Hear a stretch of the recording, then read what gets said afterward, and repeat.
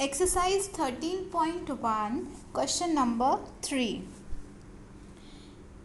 Express each of the following numbers using exponential notation. जैसा कि हमने देखा लास्ट क्वेश्चन में एक्सपैंडेड फॉर्म दिया गया है, ओके, फैक्टर्स दिए गए हैं और उसे हमें एक्सपोनेंशियल नोटेशन में लिखना है। और इस क्वेश्चन में हमें जो फैक्टर्स है वो फाइंड आउट करना है, ओके। तो फर्स्ट वन है 512। सबसे पहले 512 के जो फैक्टर्स है वो हमें फाइंड आउट करना है। तो हम स्टार्ट करते हैं। हम 512 के प्राइम फैक्टर्स सब पहले फाइंड आउट कर लेंगे।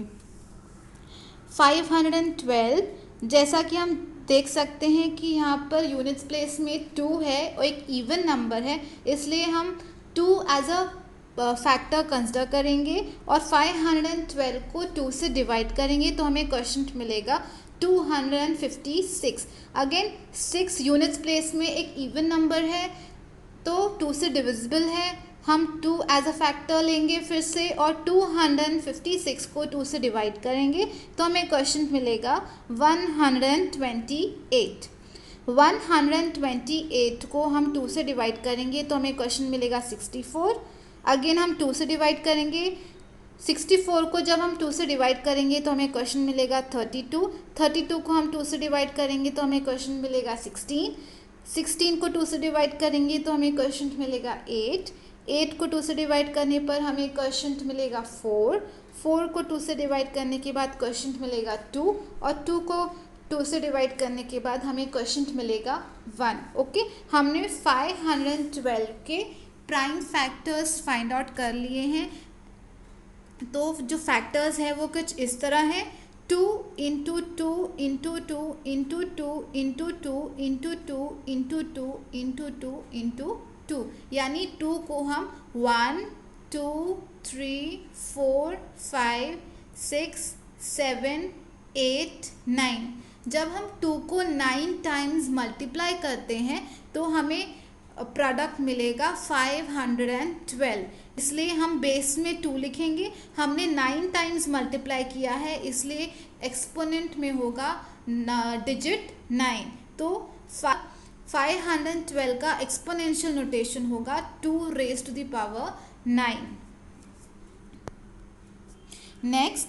नेक्स्ट नंबर है 343।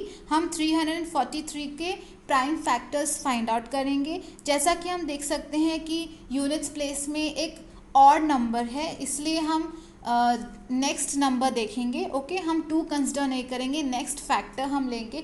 2 के बाद आता है 3। अब 3 + 4 है 7, 7 + 3 है 10। 3 की टेबल में 10 नहीं आता है, इसका मतलब है 343 3 से डिविजिबल नहीं है।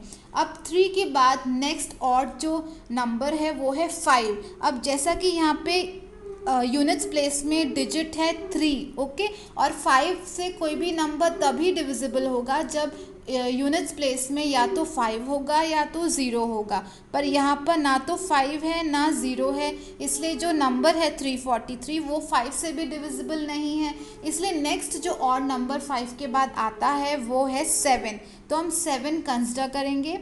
तो जब हम 343 को 7 से डिवाइड करते हैं तो हमें क्वेश्चन मिलता है 49, ओके। रिमाइंडर 0 है और क्वेश्चन हमें मिला 49, तो 7 343 का एक फैक्टर है। अब 49 में भी हम जब ऑब्जर्व करेंगे तो 9 एक ऑड नंबर है और हमें पता है 7 7 ज़ा 49 होता है, तो हम डायरेक्टली 7 कंसिडर कर लेते हैं।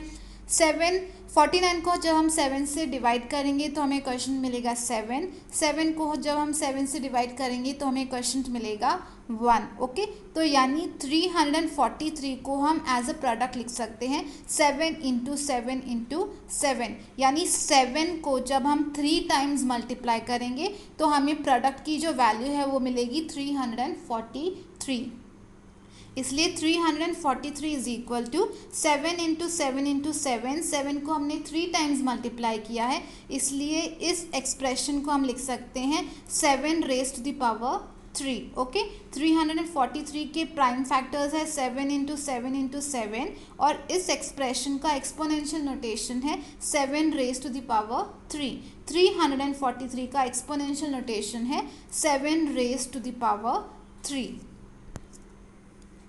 नेक्स्ट नंबर है 729। हम सबसे पहले 729 के प्राइम फैक्टर्स फाइंड आउट कर लेते हैं।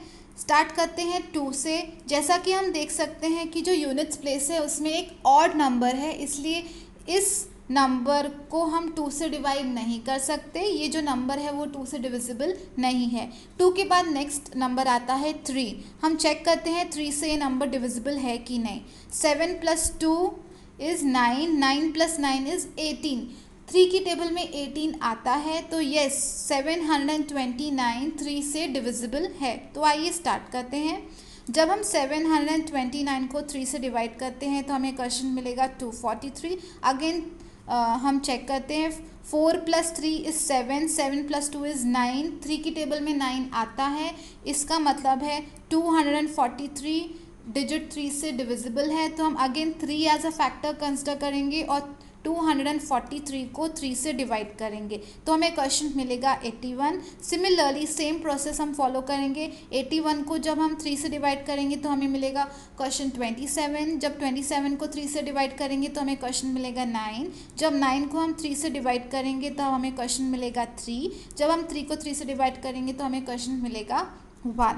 तो यानी 729 को हम लिख सकते हैं 3 into 3 into 3 into 3 into 3 into 3। 1 2 3 4 5 6, यानी 729 को हम 3 इंटू 3 इंटू 3 इंटू 3 इंटू 3 लिख सकते हैं। जब हम 3 को 6 टाइम्स मल्टीप्लाई करेंगे तो हमें प्रोडक्ट की वैल्यू मिलेगी 729। तो हम इसको एक्सपोनेंशियल फॉर्म में लिखेंगे 3 रेज टू द पावर 6, क्योंकि हमने नंबर 3 को 6 टाइम्स मल्टीप्लाई किया है, इसलिए हम इसे लिखेंगे 3 रेज टू द पावर 6। तो 729 का जो एक्सपोनेंशियल फॉर्म है वो होगा 3 रेज टू द पावर 6। इस क्वेश्चन का लास्ट क्वेश्चन है 3125। अब हमें सबसे पहले इस नंबर के प्राइम फैक्टर्स फाइंड आउट करने हैं। प्रोसेस वही सेम है। Okay, prime factors find out करने के लिए हमें डिविजिबिलिटी रूल्स का जो कॉन्सेप्ट है उसकी जानकारी होना बहुत ज़रूरी है। तो अगर हमें डिविजिबिलिटी रूल्स पता होंगे तो हम कौन सा फैक्टर कंसिडर करना है वो इजीली फाइंड आउट हम कर सकते हैं। तो स्टार्ट करते हैं 3125। ओके, जैसा कि हम देख सकते हैं यूनिट्स प्लेस में है डिजिट 5, यानी ये जो नंबर है वो 5 से डिविजिबल है। जब हम 3125 को 5 से डिवाइड करते हैं तो हमें क्वेश्चन मिलता है 625। जब 625 को 5 से डिवाइड करेंगे तो हमें क्वेश्चन मिलेगा 125। जब 125 को हम 5 से डिवाइड करेंगे तो हमें क्वेश्चन मिलेगा 25। जब 25 को 5 से डिवाइड करेंगे तो क्वेश्चन मिलेगा 5। 5 को 5 से डिवाइड करेंगे तो क्वेश्चन मिलेगा हमें 1, यानी 3125 को हम लिख सकते हैं 5 इंटू 5 इंटू 5 इंटू 5 इंटू 5। 1 2 3 4 5, यानी जब हम 5 को 5 टाइम्स मल्टीप्लाई करेंगे प्रोडक्ट मिलेगा 3125। तो इस वाले नंबर का एक्सपोनेंशियल फॉर्म होगा 5 raise to the power 5। Okay, क्योंकि हमने 5 को 5 टाइम्स मल्टीप्लाई किया है इसलिए इसका एक्सपोनेंशियल फॉर्म होगा 5 रेज टू द पावर 5। तो ये था क्वेश्चन नंबर 3।